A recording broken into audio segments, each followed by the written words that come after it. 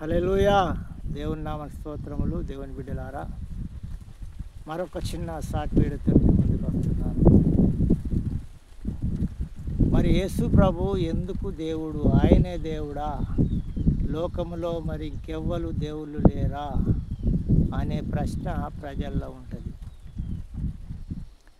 అయితే మరి ఆయన దేవుడా కాదా అనేది మనం పరిశీలన చేయాలి. ఆయన పాపములను తీసివేసే అధికారము ఆయనకున్నదా, మరి ఇంకెవరికైనా ఉన్నదా అని మనం గ్రహించినట్టయితే మరి మనకు అర్థమవుతుంది. దేవుడు అంటే ప్రతి గ్రంథంలో రుజువులు ఉండాలి.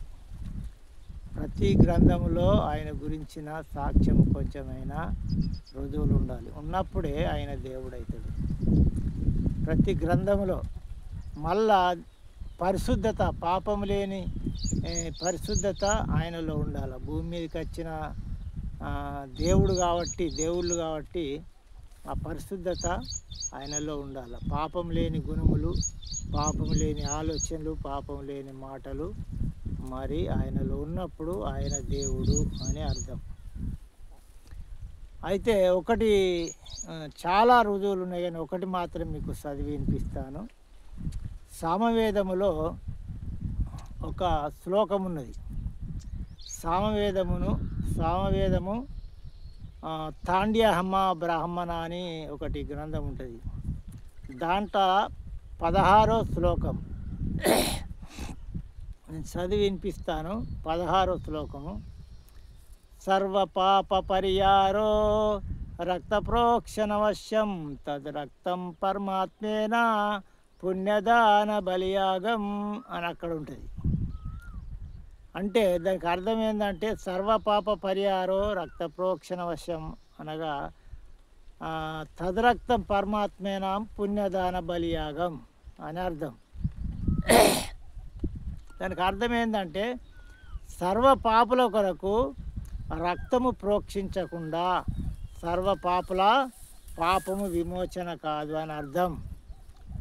సర్వ పాపులు అంటే లోకంలో ఉన్న ప్రతి ఒక్కరు కూడా పాపం చేసిన వారే. పుట్టుకతోనే మనం పాపులము. ఎందుకంటే మన తల్లిదండ్రి పాపంలో ఉండి కన్నారు కనుక పాపం చేసిన వారి రక్తం మన హృదయాల్లో, మన శరీరాల్లో ప్రవేశించుతున్నది కనుక ఖచ్చితంగా మనము కొద్దో గొప్ప పాపులై ఉంటారు.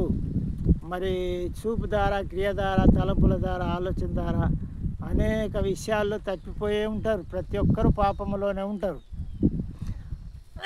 ఆ పాపం నుండి విడిపించడానికి పవిత్రమైన రక్తము కావాలి, పరిశుద్ధమైన రక్తం. ఆ రక్తం ఎవరిదంటే తదరక్తం పరమాత్మేన పుణ్యదాన బలియాగం. ఆ పరమాత్ముడే స్వయంగా దిగి వచ్చి మానవ రూపంలో వచ్చి ఆ రక్తము చిందించి పుణ్యదాన బలియాగం అనగా బలి కావాలి. బలి అయ్యాలా, రక్తం జారపోయాలా, బలి కావాలా. అప్పుడే ఆయన రక్తం ద్వారా మరి ప్రజలకు విమోచన, పాపక్షమాపణ ఉంటుంది. ఆయన విశ్వాసం వస్తే అని సామవేదములో తాండ్యమ బ్రాహ్మణ గ్రంథములో 16వ శ్లోకంలో ఉంటుంది. హల్లెలూయా. కాబట్టి కావాలంటే మీరు చదువుకోండి, వెదకండి. ఇంకా అనేక రుజువులు ఉన్నాయి వేదాలలో. యేసు ప్రభే ఆ రక్తం చిందించిన వారు ఎవరు? మరి ఇంతమంది దేవుళ్ళలో ఎవరు ఆ రక్తం చిందించి బలైన వారు ఎవరు? మీరు వెతికితే మీకు దొరుకుతుంది. ఆ రక్తం చిందించింది పరవస్తు సూర్యనారాయణ వెతికిండట, ఎక్కడ కూడా దొరకలే.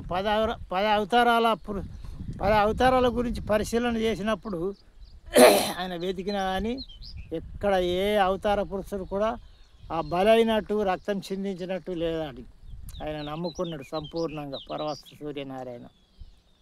కాబట్టి మనము కూడా పరిశీలన చేసి మరి సృష్టికర్త ఎవరి ద్వారా క్షమాపణ ఉన్నది అని పరిశీలన చేసి మనం నమ్ముకున్నట్టయితే మనకు ఆత్మలకు పరలోక రాజ్యం ఉంటుంది. ఇక్కడ కూడా క్షేమంగా ఉంటాం. కొద్ది మాటలు దేవుడు దీవించిన గాక. ఆమేన్.